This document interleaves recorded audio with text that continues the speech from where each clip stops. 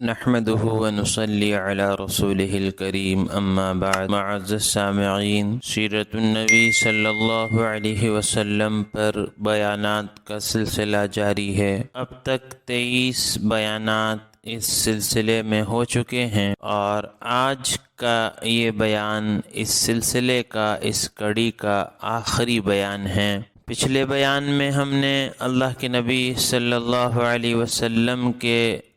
حجۃ الوداع کے بارے میں عرض کیا تھا، اور اللہ کے نبی صلی اللہ علیہ وسلم نے حجۃ الوداع کے موقع پر جو خطبہ ارشاد فرمایا اس کے کچھ اہم نکات آپ کی خدمت میں عرض کیے تھے۔ اللہ کے نبی صلی اللہ علیہ وسلم انسانوں تک اللہ کا پیغام پہنچانے کے لیے آئے تھے، اور یہ پیغام جب آپ نے امت تک پہنچا دیا اور نبوت کی جو ذمہ داریاں آپ کو دی گئی تھیں کہ یا ایھا الرسول بلغ ما انزل الیک من ربک، کہ جو کچھ اللہ کی طرف سے آپ پر نازل کیا گیا ہے وہ آپ امت تک پہنچا دیجئے، تو آپ نے جب اس کو پہنچا دیا اور حجۃ الوداع کے موقع پر صحابہ کے مجمع سے یہ پوچھا میں نے تم تک اس امانت کو پہنچایا یا نہیں پہنچایا، تو صحابہ نے ایک زبان ہو کر کہا کہ آپ نے پہنچایا نہیں بلکہ پہنچانے کا حق ادا کر دیا، اور ایک بڑی جماعت آپ نے ایسی تیار کر دی جو کار نبوت کو سمجھتی بھی تھی، اس کا درد بھی سمجھتی تھی۔ جب یہ سب کچھ ہو گیا تو آپ نے سفر آخرت کی تیاری شروع کر دی۔ آپ نے کئی ایسی باتیں ارشاد فرمائیں جن سے ثابت ہوتا تھا کہ آپ صحابہ کو اپنی جدائی کا صدمہ برداشت کرنے کے لیے تیار فرما رہے تھے۔ ویسے غزوہ احد میں آپ کی شہادت کی افواہ پھیلی جس سے صحابہ اپنا ہوش اور حواس کھو بیٹھے، اور پھر ان کی تسلی کے لیے اللہ پاک نے سورہ آل عمران کی آیت نازل فرمائی تھی، اور وہ آیت بھی اس ذہنی تیاری کا ایک حصہ تھی، کیونکہ اس آیت کریمہ میں یہ واضح کر دیا گیا تھا کہ ایک نہ ایک دن اللہ کے نبی کو بھی دنیا سے جانا ہے۔ اس طرح حجۃ الوداع کے موقع پر جب آپ نے فرمایا تھا کہ لوگوں ہو سکتا ہے کہ میں اور تم پھر کبھی اس مجلس میں اکٹھا نہ ہو سکیں، تو آپ کے اس ارشاد سے بھی صحابہ سمجھ گئے تھے کہ اللہ کے نبی دنیا سے تشریف لے جانے والے ہیں۔ اسی طرح جب سورہ نصر نازل ہوئی جس میں اللہ تعالیٰ نے نبی رحمت صلی اللہ علیہ وسلم سے خطاب کرتے ہوئے ارشاد فرمایا تھا اذا جاء نصر الله والفتح ورأيت الناس يدخلون في دين الله أفواجا فسبح بحمد ربك واستغفره إنه كان توابا۔ اللہ پاک نے اس میں اپنی مدد اور فتح کا اعلان فرمایا، اور جوخ اور درجوخ لوگوں کے اسلام میں داخل ہونے کی بشارت دی گئی، اور یہ کہا گیا کہ آپ اپنے رب کی تسبیح کریں، اس کی تعریف بیان کریں اور اس سے مغفرت کی طلب کریں، وہ بے شک بڑا ہی توبہ کا قبول کرنے والا ہے۔ تو حضرت عبداللہ بن عباس رضی اللہ تعالیٰ عنہ کہتے ہیں کہ آپ نے فرمایا کہ اس صورت میں میری وفات کی خبر دی گئی ہے۔ اللہ کے نبی صلی اللہ علیہ وسلم تو پہلے ہی بہت زیادہ عبادت اور بہت زیادہ ذکر و استغفار کرتے تھے، لیکن جب آپ کے سفر آخرت کا وقت قریب آیا تو آپ کا اکثر وقت تسبیح اور استغفار ہی میں گزرتا تھا۔ آپ ہر سال رمضان میں 10 دن کا اعتکاف فرماتے تھے، لیکن زندگی کے آخری رمضان میں آپ نے 2 اعتکاف فرمائے۔ حضرت جبرائیل علیہ السلام ہر رمضان میں آ کر آپ کے ساتھ قرآن مجید کا دور فرمایا کرتے تھے، لیکن اس سال 1 کے بجائے 2 بار جبرائیل آئے۔ اللہ کے نبی صلی اللہ علیہ وسلم بخشے بخشائے، آپ جو ہے مصفى مزکا، لیکن اس کے باوجود وفات سے قبل آپ ذکر و عبادت میں اضافہ فرماتے، اور ہم جو سراپا گناہوں میں ڈوبے ہوئے ہیں، کوئی سانس ہماری ایسی نہیں ہے جس میں ہم سے گناہ نہ ہوتا ہو۔ اللہ کے حکموں کا توڑنا، نبی کے طریقوں کا چھوڑنا، جہالت کی رسموں کا جو ہے زندہ کرنا، اور عجیب عجیب بدعات میں مبتلا ہونے کے باوجود ہمارا حال کیا ہے؟ بال سفید ہو جاتے ہیں، کمر جھک جاتی ہے، صحت ساتھ چھوڑ دیتی ہے، بینائی اور گویائی ہر چیز میں فطور آ جاتا ہے، لیکن اس کے باوجود بھی ہمیں اپنی آخرت کی فکر پیدا نہیں ہوتی۔ کتنے بدقسمت ہیں جو اپنا بڑھاپا بھی لغویات اور فضولیات میں گزار دیتے ہیں۔ آج زندگی کا مقصد ہم نے کمانے کو بنا لیا ہے۔ ہر آدمی یہ چاہتا ہے کہ ایسا مکان بنائے جو سب سے اعلیٰ ہو، ایسی گاڑی خریدے جو سب سے اچھی ہو، اپنے بچوں کو ایسے اسکولوں میں داخل کرائے جس کی فیس سب سے زیادہ ہو، شادی بیاہ میں ایسا خرچ کرے کہ لوگوں کی نظریں اٹھی کی اٹھی رہ جائیں، ایسے محلے میں رہے جہاں کوئی غریب نہ رہتا ہو۔ آخر وقت تک بھی آخرت کی فکر ہمارے اندر پیدا نہیں ہوتی، اور وہ نبی رحمت صلی اللہ علیہ وسلم بخشائے ہونے کے باوجود آپ کو استغفار کا اور عبادت کا اور اللہ کی طرف رجوع اللہ کا کس قدر اہتمام اور کس قدر فکر۔ اللہ کے نبی صلی اللہ علیہ وسلم شہدائے احد سے ملاقات کے بعد ایک رات جب آپ جنت البقیع تشریف لے گئے اور وہاں آپ نے مسلمانوں کے لیے خوب دعائیں فرمائیں اور انہیں خوشخبری سنائی کہ بے شک ان قریب ہم بھی تمہارے پاس آنے والے ہیں، تو جنت البقیع سے واپسی پر آپ کی بیماری کا آغاز ہو گیا اور آپ کے سر میں بہت شدید درد ہوا اور جس کی وجہ سے بخار بھی شروع ہو گیا۔ تو اس دن حضرت میمونہ رضی اللہ تعالی عنہ کی باری تھی۔ اللہ کے نبی صلی اللہ علیہ وسلم نے حضرت میمونہ کے گھر پر ازواج مطہرات کو جمع فرمایا اور ان کے سامنے اپنی خواہش کا اظہار فرمایا، میں بیماری کے دن حضرت عائشہ رضی اللہ تعالی عنہ کے گھر گزارنا چاہتا ہوں۔ تو تمام ازواج مطہرات نے خوشی سے اجازت دے دی۔ اللہ کے نبی صلی اللہ علیہ وسلم 13 یا 14 دن بیمار رہے اور ان میں سے 11 دن تک مسجد میں آ کر آپ خود نماز پڑھاتے رہے۔ تو یہ حضرت عائشہ رضی اللہ تعالی عنہ کی خوش قسمتی تھی کہ رسول اللہ صلی اللہ علیہ وسلم نے اپنی زندگی کا آخری ہفتہ ان کے گھر میں پورا کیا۔ حضرت عائشہ رضی اللہ تعالیٰ عنہ فرماتی ہیں کہ نبی کریم صلی اللہ علیہ وسلم جب کبھی بیمار ہوا کرتے تھے تو یہ دعا پڑھ کر اپنے ہاتھ جسم پر پھیر لیا کرتے تھے،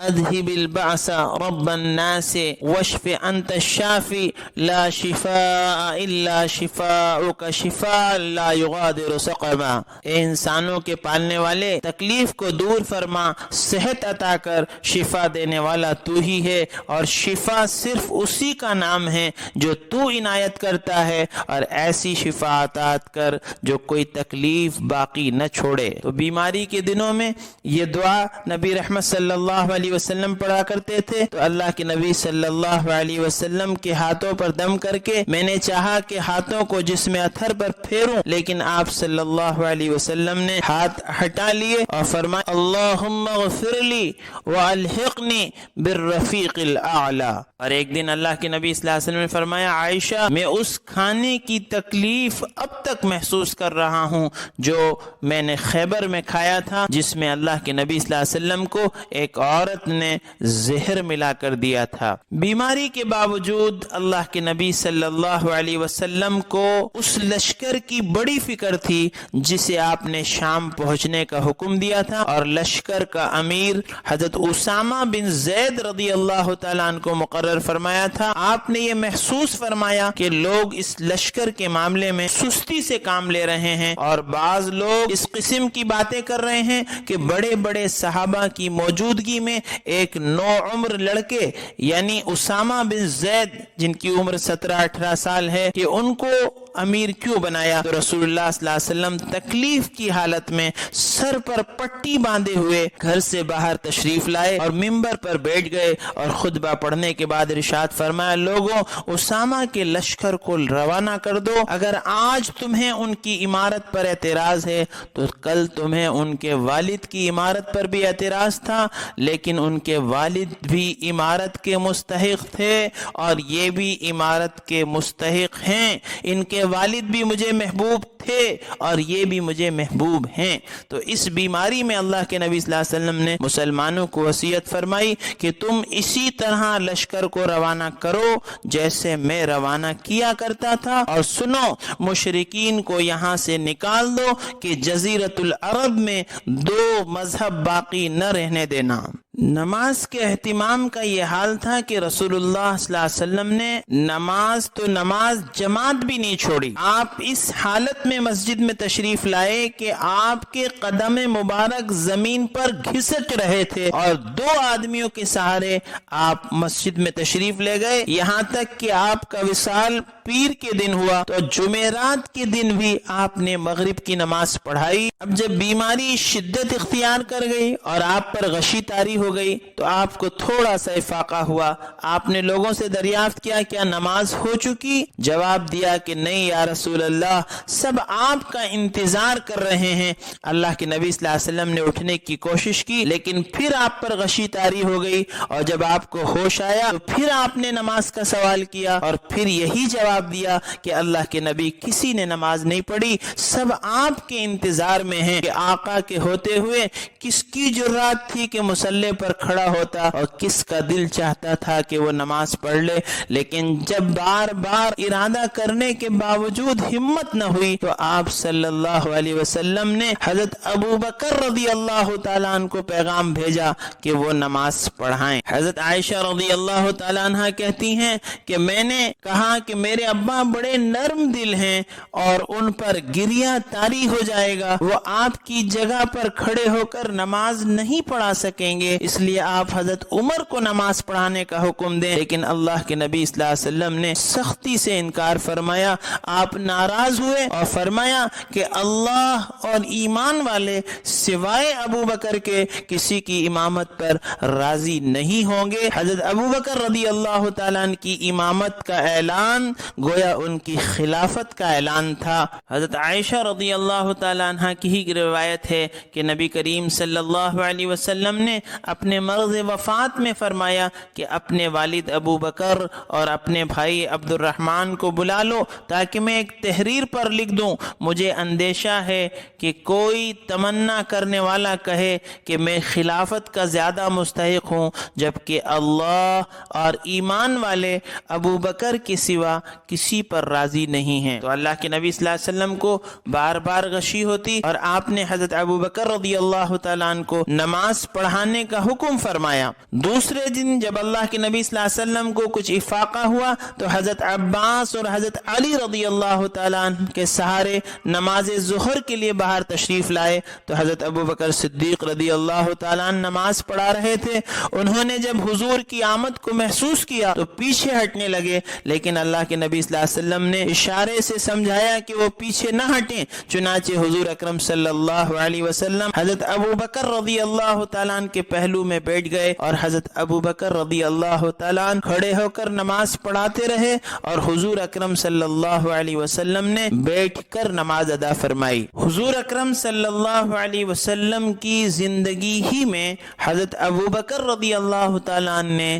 تقریباً 17 نمازیں پڑھائیں۔ انہی بیماری کے ایام میں جب بھی اللہ کے نبی صلی اللہ علیہ وسلم کو تھوڑا سا افاقہ ہوتا، حضور اکرم صلی اللہ علیہ وسلم منبر پر جلوہ افروز ہوتے اور قیمتی خطابات ارشاد فرماتے۔ ایک دن تشریف لائے اور فرمایا، لوگوں اگر میرے ذمے کسی کا حق ہو تو وہ مجھ سے لے لے، اگر میں نے کسی کی پیٹھ پر کوڑا مارا ہو تو میری پیٹھ حاضر ہے، اگر میں نے کسی کی عزت و آبرو کے خلاف سخت الفاظ کہے ہوں تو وہ بھی بدلہ لے لے، اور اگر میں نے کسی کا مال لیا ہو تو وہ اپنا مال مجھ سے وصول کر لے۔ میں چاہتا ہوں کہ میں پاک صاف ہو کر اپنے رب سے ملوں۔ کتنی فکر تھی اللہ کے نبی صلی اللہ علیہ وسلم کو حقوق العباد کی کہ تاکہ روز قیامت باس پرس نہ ہو جائے۔ ہم میں سے کتنے لوگ ہیں جو لوگوں کی حق مار رہے ہیں، زمینیں ہڑپ کر رہے ہیں، بہنوں کی میراث اڑا لے رہے ہیں، یتیموں کے مال ہڑپ کر لے رہے ہیں اور احساس تک نہیں ہے۔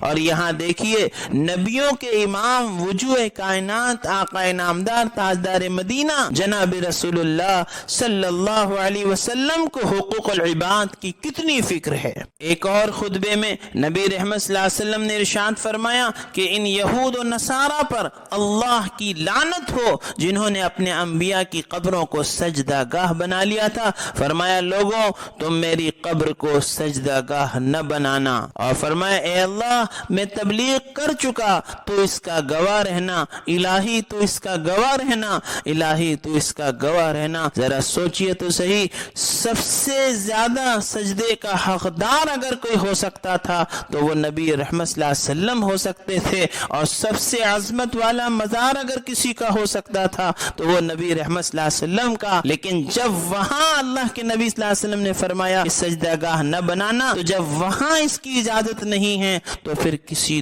دوسری جگہ یا کسی دوسرے مزار پر اس کی اجازت کس طرح ہو سکتی ہے؟ انصار اللہ کے نبی صلی اللہ علیہ وسلم سے بہت زیادہ محبت فرماتے تھے، اور اللہ کے نبی صلی اللہ علیہ وسلم بھی انصار سے محبت فرماتے تھے۔ غزوہ حنین کے موقع پر اگر ہم دیکھیں تو اس غزوے میں جتنا مال غنیمت مسلمانوں کو حاصل ہوا تھا اتنا کسی دوسرے غزوے میں حاصل نہیں ہوا تھا، لیکن جب اس کی تقسیم کا وقت آیا تو حضور اکرم صلی اللہ علیہ وسلم نے قریش کے سرداروں کو تو زیادہ دیا مگر انصار کو بہت کم دیا، جس کی وجہ سے انصار کے بعض نوجوانوں میں کچھ باتیں ہونے لگیں۔ اللہ کے نبی صلی اللہ علیہ وسلم نے انہیں ایک احاطے میں جمع فرما کر ایک خطبہ ارشاد فرمایا، اور اس میں ایک ٹکڑا یہ بھی تھا کہ اللہ کے نبی صلی اللہ علیہ وسلم نے فرمایا کہ اے انصار کی جماعت، کیا تم اس پر راضی نہیں ہو کہ لوگ اپنے ساتھ بھیڑ بکریاں لے کر جائیں اور تم اپنے خیموں میں اللہ کے رسول کو لے جاؤ؟ اس ذات کی قسم جس کے قبضے میں محمد صلی اللہ علیہ وسلم کی جان ہے کہ تم جس چیز کو اپنے ساتھ لے جاؤ گے وہ اس سے کہیں بہتر ہے جو وہ لے کر جا رہے ہیں۔ اگر ہجرت نہ ہوتی تو میں بھی انصار ہی کا ایک فرد ہوتا، اور اگر لوگ ایک وادی میں چلتے اور انصار دوسری وادی میں چلتے تو میں انصار کی وادی میں چلتا۔ اس کے بعد آپ کی نظریں آسمان کی طرف اٹھ گئیں اور آپ نے دعا فرمائی اے اللہ انصار پر رحم فرما، اے اللہ انصار کی اولاد پر رحم فرما۔ حضور اکرم صلی اللہ علیہ وسلم کا خطبہ اور دعا سن کر انصار کی چیخیں نکل گئیں اور روتے روتے ان کی داڑیاں آنسوؤں سے تر ہونے لگیں اور کہنے لگے کہ ہم اس پر خوش ہیں کہ لوگ مال اور متاع اور بھیڑ اور بکریاں لے جائیں اور ہم اپنے ساتھ کونین کے سرتاج حضرت محمد صلی اللہ علیہ وسلم کو لے جائیں۔ یہ تھی انصار کی محبت اللہ کے نبی صلی اللہ علیہ وسلم کے ساتھ۔ ایک دن حضرت ابوبکر صدیق رضی اللہ تعالیٰ اور حضرت عباس رضی اللہ عنہما انصار کی ایک مجلس میں محفل سے گزرے تو دیکھا وہ لوگ رو رہے ہیں، تو پوچھا ان سے رونے کی وجہ، کیوں رو رہے ہو؟ انصار نے کہا رسول اللہ صلی اللہ علیہ وسلم کی مجلسیں یاد آ رہی ہیں، یہ تو وہ لوگ تھے جنہیں آقا کے چہرے کی زیارت کے بغیر سکون ہی نہیں آتا تھا، اور آقا کی صحبتوں اور ارشادات سے انہیں روحانی غذا میسر ہوتی تھی، اور اب وہ کئی دنوں سے غذا سے محروم تھے۔ انصار وہ لوگ تھے جنہوں نے اس وقت آقا کو عزت دی جبکہ مکہ اور طائف کے سردار ان کی توہین پر تلے ہوئے تھے، اور اس وقت اسلام کو سینے سے لگایا جب دنیا والوں نے اسے قبول کرنے سے انکار کر دیا تھا، اور اس وقت مسلمانوں کو ٹھکانہ دیا جب ان کے خون کے رشتوں نے بھی ان سے منہ موڑ لیا تھا اور انہیں مکان اور سامان اور سب چیزوں سے محروم کر دیا تھا۔ اللہ کے نبی صلی اللہ علیہ وسلم کو انصار کے رونے کی خبر پہنچی تو آپ تڑپ گئے اور کہا ہائے میرے انصار، اسلام کے انصار، مسلمانوں کے انصار میری جدائی پر آنسو بہا رہے ہیں۔ آپ تکلیف کے باوجود سر مبارک کو چادر سے لپیٹے ہوئے باہر تشریف لائے اور منبر پر جلوہ افروز ہوئے، اور آپ نے اللہ تعالیٰ کی حمد و ثنا کے بعد ارشاد فرمایا لوگو میں تمہیں انصار کے ساتھ اچھا سلوک کرنے کی وصیت کرتا ہوں۔ انصار میرے جسم اور جان کی طرح ہیں، وہ میرے رازدار ہیں، ان کے ذمے جو حقوق تھے وہ انہوں نے ادا کر دیے لیکن ان کے حقوق ادا نہیں کیے جا سکے۔ سنو ان کے اچھے لوگوں کی بات قبول کرنا اور ان میں سے اگر کسی سے غلطی ہو جائے تو درگزر کرنا۔ اسی طرح ایک موقع پر اللہ کے نبی صلی اللہ علیہ وسلم نے فرمایا کہ اللہ کے بندوں میں سے ایک بندہ ایسا ہے جسے اللہ نے اختیار دیا ہے کہ وہ چاہے تو دنیا میں رہے اور وہ چاہے تو اپنے رب کے پاس جانے کا فیصلہ کر لے۔ حضرت ابوبکر رضی اللہ تعالیٰ عنہ کہتے ہیں کہ میں ان الفاظ کے معنی سمجھ گیا اور رو کر کہنے لگا اللہ کے نبی صلی اللہ علیہ وسلم آپ پر ہمارے ماں باپ اور ہمارا مال اور اولادیں سب قربان ہیں، ہم سب فدیے میں دے دیں گے، اللہ آپ کو سلامت رکھے۔ حضور اکرم صلی اللہ علیہ وسلم نے فرمایا ابو ابو بکر صبر کرو، جلدی نہ کرو، کوئی شخص ایسا نہیں ہے جس نے اپنی جان اور مال سے مجھ پر اتنا احسان کیا ہو جتنا ابو بکر نے کیا ہے، اور اگر میں لوگوں میں کسی کو اپنا خلیل بناتا تو ابو بکر کو بناتا۔ اور پھر آپ نے فرمایا کہ مسجد کا ہر دریچہ جس سے میرا سامنا ہوتا ہے بند کر دو سوائے ابو بکر کے، کہ ابو بکر کا دریچہ یعنی کھڑکی کھلا رہنے دو۔ یہ آخری خطبہ تھا جو نبی رحمت صلی اللہ علیہ وسلم نے ارشاد فرمایا، اور پھر وہ ممبر نبوی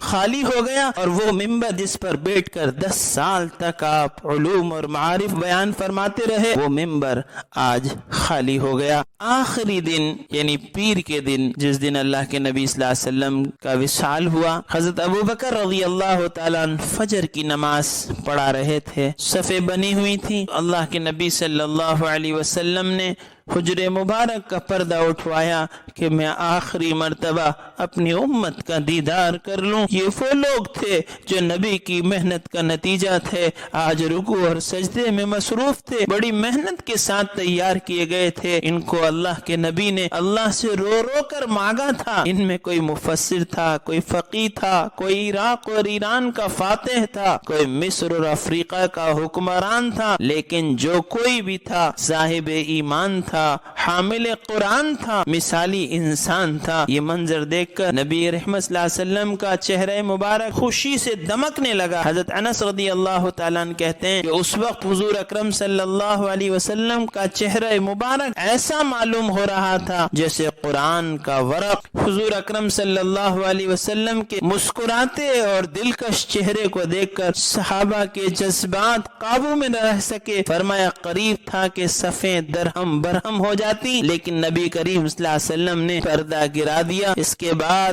صحابہ کو اپنے محبوب کا چہرہ دیکھنا نصیب نہیں ہوا۔ 12 ربیع الاول پیر کے دن صبح طبیعت میں کچھ افاقہ ہوا، لیکن دن چڑھا تو طبیعت اور بگڑ گئی۔ حضرت عائشہ رضی اللہ تعالیٰ عنہ کے حجرے میں آپ ہیں، آخری لمحات ہیں، اور آپ کا سر حضرت عائشہ کے سینے اور گردن کے درمیان میں ہے، اور اسی درمیان حضرت عائشہ کے بھائی حضرت عبد الرحمن رضی اللہ تعالیٰ عنہ حاضر ہوئے۔ ان کے پاس مسواک تھی۔ اللہ کے نبی صلی اللہ علیہ وسلم نے غور سے مسواک کو دیکھا تو وہ سمجھ گئے کہ اللہ کے نبی صلی اللہ علیہ وسلم کو مسواک چاہیے، تو وہ مسواک دی۔ حضرت عائشہ نے ہاتھ میں لے کر دیکھا تو وہ تھوڑی سخت تھی، اور اللہ کے نبی صلی اللہ علیہ وسلم اس وقت بیماری کے حال میں تھے، تو حضرت عائشہ رضی اللہ تعالیٰ عنہ نے اس کو لیا اور لے کر اپنے دانتوں سے اس کو نرم کیا، اور نرم کر کر پھر اللہ کے نبی صلی اللہ علیہ وسلم کو مسواک کرنے کے لیے دیا۔ حضرت عائشہ رضی اللہ تعالیٰ عنہ اس پر فخر کیا کرتی تھی کہ جب حضور اکرم صلی اللہ علیہ وسلم رفیق اعلیٰ سے جا ملے تو دہن مبارک میں میرا لعاب دہن تھا، اس کے علاوہ حجرہ بھی میرا تھا اور باری بھی میری تھی، اور میرے کندھے اور گردن کے درمیان ہی آپ کا سر مبارک تھا، اور حضور اکرم صلی اللہ علیہ وسلم کے پاس پانی کا ایک پیالہ رکھا ہوا تھا، آپ بار بار دونوں ہاتھ اس میں ڈبوتے اور چہرے اقدس پہ ملتے۔ پیاری بیٹی حضرت فاطمہ رضی اللہ تعالیٰ عنہ حاضر ہوئی اور اپنے ابا کی تکلیف دیکھی تو تڑپ اٹھی اور زبان سے نکل گیا، ہائے میرے ابا کی تکلیف۔ حضور اکرم صلی اللہ علیہ وسلم نے فرمایا کہ آج کے بعد تیرے باپ کو کوئی تکلیف نہیں ہوگی، اور پھر بیٹی کو قریب بلایا اور کان میں کچھ بات کہی تو وہ رو پڑی، اور پھر کچھ کہا تو وہ مسکرا پڑی۔ اس وقت انہوں نے اس کو ظاہر نہیں کیا۔ بعد میں حضرت عائشہ رضی اللہ تعالیٰ عنہ نے پوچھا تو حضرت سیدہ فاطمہ رضی اللہ تعالیٰ عنہ نے فرمایا حضور اکرم صلی اللہ علیہ وسلم نے پہلی مرتبہ یہ فرمایا تھا کہ میں دنیا کو چھوڑ کر جا رہا ہوں تو میں رونے لگی، اور دوسری مرتبہ اللہ کے نبی صلی اللہ علیہ وسلم نے فرمایا کہ میرے اہل بیت میں سے سب سے پہلے تم ہی میرے پاس پہنچو گی، تو میں ہنسنے لگی، اور حضور کی وفات کے 6 مہینے کے اندر حضرت فاطمہ رضی اللہ تعالیٰ عنہ کا بھی انتقال ہو گیا۔ اسی طرح اللہ کے نبی صلی اللہ علیہ وسلم نے اپنی ازواج مطہرات کو بلایا اور محبت بھری نگاہ سے دیکھا اور دعا دی اور کہا میں تمہیں خوش آمدید کہتا ہوں، اللہ تمہیں زندہ سلامت رکھے، اللہ تمہیں ہدایت عطا کرے، اللہ قدم در قدم پر تمہاری حفاظت فرمائے، اللہ تمہیں نفع عطا فرمائے، اللہ تمہیں راہ راست پر چلائے، اللہ تمہیں ہر شر اور تکلیف سے سے بچائے اور اللہ ہمیشہ تمہاری مدد فرمائے اور اللہ تمہارے نیک اعمال قبول فرمائے۔ اور پھر اللہ کے نبی صلی اللہ علیہ وسلم نے ازواج مطہرات کو بھی تقوی کی وصیت فرمائی۔ پھر حضرت فاطمہ سے کہا کہ حسنین کو لے کر آ جاؤ۔ دونوں آئے، نانا کو دیکھا تو روئے، ان کو روتا دیکھ کر حضور کی آنکھوں میں بھی آنسو آ گئے۔ ام المؤمنین نے پوچھا کہ آپ کیوں رو رہے ہیں؟ فرمایا میں اپنی امت پر روتا ہوں کہ میری بعد ان کا کیا ہوگا۔ حضرت جبرائیل علیہ السلام حاضر خدمت ہوئے اور کہا ملک الموت کو لے کر آیا ہوں، اگر آپ اجازت دیں تو وہ حاضر ہو جائیں۔ اللہ پاک آپ سے ملاقات کے مشتاق ہیں۔ اللہ کے نبی صلی اللہ علیہ وسلم نے پوچھا اللہ سے یہ پوچھو کہ میرے بعد میری امت کا کیا ہوگا؟ جبرائیل علیہ السلام جواب لے کر آئے کہ اللہ آپ کی امت کو تنہا نہیں چھوڑیں گے۔ پھر آپ نے فرمایا کہ ٹھیک ہے، میں بھی اللہ سے ملاقات کا مشتاق ہوں۔ اور آپ نے جو آخری وصیت فرمائی وہ یہ تھی کہ الصلاۃ وما ملکت ایمانکم، دیکھو نماز کا اور اپنے ماتحدوں کا خیال رکھنا۔ دنیا سے تشریف لے جاتے ہوئے بھی میرے آقا کو حقوق العباد کا اور حقوق اللہ کا اتنا اہتمام ہے کہ آپ نماز کا اور غلاموں کے بارے میں آپ تاکید فرما رہے ہیں اور ان کو آپ بار بار دہراتے تھے، اور جب تک زبان ساتھ دیتی رہی تو آپ زبان سے فرماتے رہے، اور بعد میں جب سننے والوں نے یہ محسوس کیا تو آپ کے سینے مبارک سے بھی یہ آواز آ رہی تھی۔ اس دن ربیع الاول کی 12 تاریخ تھی، 11واں ہجری سال تھا اور پیر کا دن تھا اور زوال کا وقت تھا اور عمر مبارک 63 سال تھی۔ اسی وقت آپ پر نزاع کی حالت طاری ہو گئی اور ایک گھڑی کے لیے غشی طاری ہوئی۔ پھر آپ کو ہوش آیا، نظر مبارک چھت کی طرف اٹھائی اور زبان پر آخری الفاظ جاری ہو گئے، اللہم رب اغفر لی والحقنی بالرفیق الاعلی، اور پھر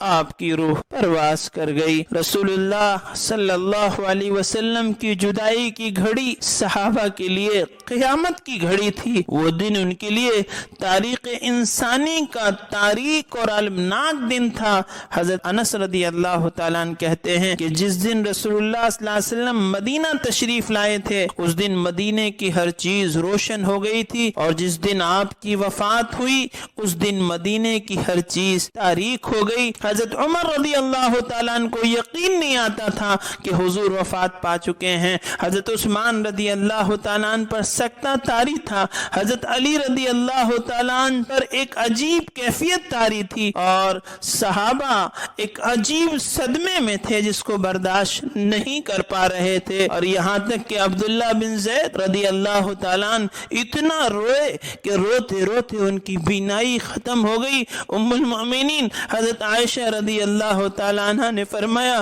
ہائے میرا وہ آقا چل بسا جس نے غریبی کو امیری پر ترجیح دی، افسوس کہ وہ دین پرور نہ رہا جو گناہگار امت کی فکر میں کبھی پوری رات آرام سے نہ سویا، جس نے بڑی استقامت سے نفس کا مقابلہ کیا، جس نے منحیات کی طرف کبھی نظر اٹھا کر بھی نہیں دیکھا، اور جس نے غریب اور مسکینوں پر اپنا دروازہ کبھی بند نہیں کیا۔ ہائے میرا وہ محبوب جس کے موتی جیسے دانت پتھر سے توڑے گئے، جس کی نورانی پیشانی کو زخمی کیا گیا، آج وہ دنیا سے رخصت ہو گیا۔ حضرت فاطمہ رضی اللہ تعالیٰ عنہ روتے ہوئے حضرت انس رضی اللہ تعالیٰ عنہ سے سوال کیا تم لوگوں نے کس طرح گوارا کیا کہ رسول اللہ صلی اللہ علیہ وسلم پر منو مٹی ڈال دو اور انہیں اکیلے چھوڑ کر چلے آؤ؟ حضرت سیدہ فاطمہ رضی اللہ تعالیٰ عنہ کے سوال نے حضرت انس رضی اللہ تعالیٰ عنہ کو بھی تڑپا کر رکھ دیا۔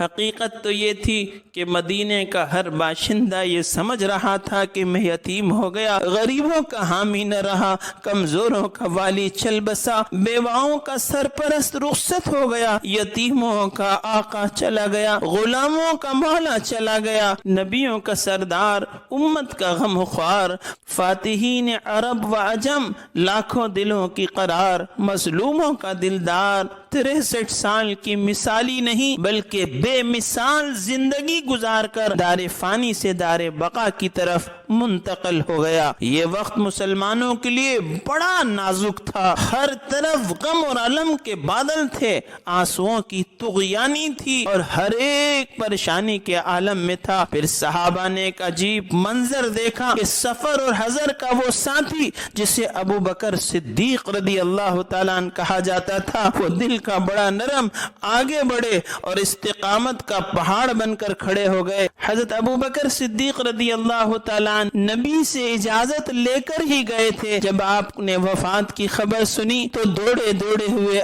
آئے، دیکھا کہ بھیڑ لگی ہوئی ہے۔ حضرت عمر رضی اللہ تعالیٰ عنہ کہہ رہے ہیں کہ جو یہ کہے گا کہ رسول اللہ صلی اللہ علیہ وسلم کا انتقال ہو گیا، اس کی گردن اڑا دوں گا۔ حضرت ابو بکر رضی اللہ تعالیٰ عنہ حجرے میں گئے، جس میں اثر کو دیکھا، پیشانی کا بوسہ لیا اور آنسو بہاتے ہوئے عرض کیا کہ میرے ماں باپ حضور پر قربان ہوں، اللہ تعالیٰ دو موتیں آپ پر کبھی جمع نہیں کرے گا، یہی ایک موت تھی جو آپ پر لکھی ہوئی تھی۔ اور پھر مسجد نبوی میں تشریف لے گئے اور حمد و ثنا کے بعد کہا کہ تم میں سے جو کوئی محمد کی عبادت کرتا ہو صلی اللہ علیہ وسلم، وہ جان لے کہ محمد صلی اللہ علیہ وسلم کا انتقال ہو گیا، اور جو کوئی اللہ کی عبادت کرتا ہو وہ جان لے کہ بے شک اللہ زندہ ہے اور اسے کبھی موت نہیں آئے گی۔ اور وہ قرآن کی آیت وَمَا مُحَمَّدٌ إِلَّا رَسُولٌ قَدْ خَلَتْ مِن قَبْلِهِ الرُّسُلُ أَفَإِن مَّاتَ أَوْ قُتِلَ انقلبتم عَلَىٰ أَعْقَابِكُمْ وَمَن يَنقلب عَلَىٰ عَقِبَيْهِ فَلَن يَضُرَّ اللَّهَ شَيْئًا وَسَيَجْزِي اللَّهُ الشَّاكِرِينَ۔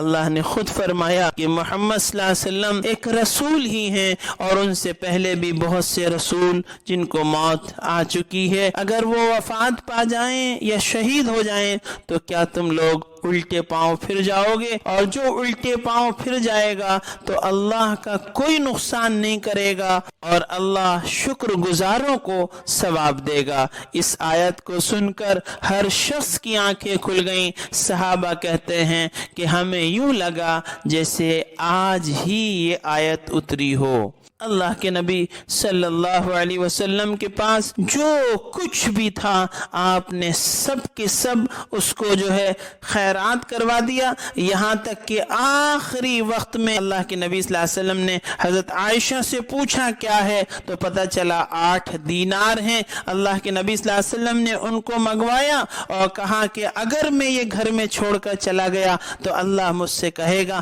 کہ کیا تم کو اللہ پر بھروسہ نہیں تھا، جاؤ اس کو بھی صدقہ اور خیرات کر دو۔ اور یہاں تک کہ یہ نوبت آئی ہے کہ آخری رات میں اللہ کے نبی صلی اللہ علیہ وسلم کے گھر میں جو چراغ ہے وہ چراغ میں جلانے کے لیے تیل بھی نہیں تھا، تو آپ نے وفات سے پہلے سب صدقہ کرا دیا، جو غلام تھے سب آزاد کر دیے۔ اور آپ کی جس وقت وفات ہوئی اس وقت آپ کی ایک زرہ ایک یہودی کے پاس رہن رکھی ہوئی تھی کہ آپ کے پاس کوئی ایسی چیز نہ تھی جو یہودی کو دے کر آپ اس سے اپنی زرہ چھڑا لیتے، تو آپ نے حضرت علی کو اس زرہ کے بارے میں فرمایا تھا۔ ام المؤمنین حضرت عائشہ رضی اللہ تعالیٰ عنہ فرماتی ہیں کہ رسول اللہ صلی اللہ علیہ وسلم کی جس وقت وفات ہوئی اس وقت میرے گھر میں کوئی ایسی چیز نہ تھی جسے کوئی کھا سکتا تھا، البتہ تھوڑا سا جو میری الماری میں رکھا ہوا تھا اور میں اس میں سے کچھ دن تک کھاتی رہی، اللہ اس میں برکت دیتا رہا۔ ایک دن دل میں خیال آیا کہ یہ تھوڑا ہی تھا، اب تک چل رہا ہے،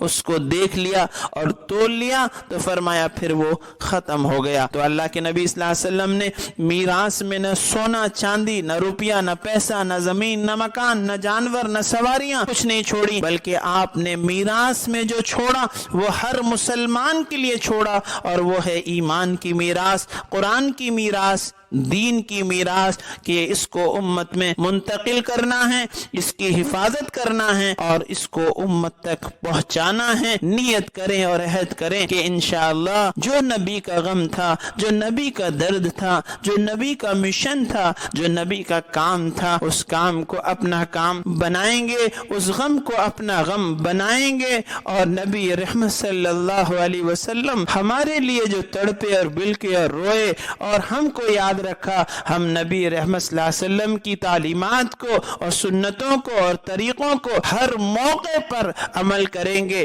بغیر کسی کی ملامت کی پرواہ کیے ہوئے ہر حال میں نبی رحمت صلی اللہ علیہ وسلم کی تعلیمات کو اپنائیں گے۔ اللہ تعالیٰ سے دعا ہے اللہ تعالیٰ ہم سب کو سیرت النبی صلی اللہ علیہ وسلم کو پڑھنے کی، سمجھنے کی، عمل کرنے کی اور دوسروں تک پہنچانے کی توفیق عطا فرمائے۔ یہ ہماری سیرت النبی صلی اللہ علیہ وسلم کی کڑی کا آخری اور 24واں بیان ہے۔ اس ناقص نے اپنے کم علمی کے اعتبار سے مختصراً اہم واقعات سیرت النبی کے آپ کی خدمت میں عرض کیے ہیں۔ دعا فرمائیں اللہ کہنے والے کو بھی قبول فرمائے، سننے والوں کو بھی قبول فرمائے، اخلاص عطا فرمائے اور بہترین بدل عطا فرمائے۔ وآخر دعوانا ان الحمد للہ رب العالمین۔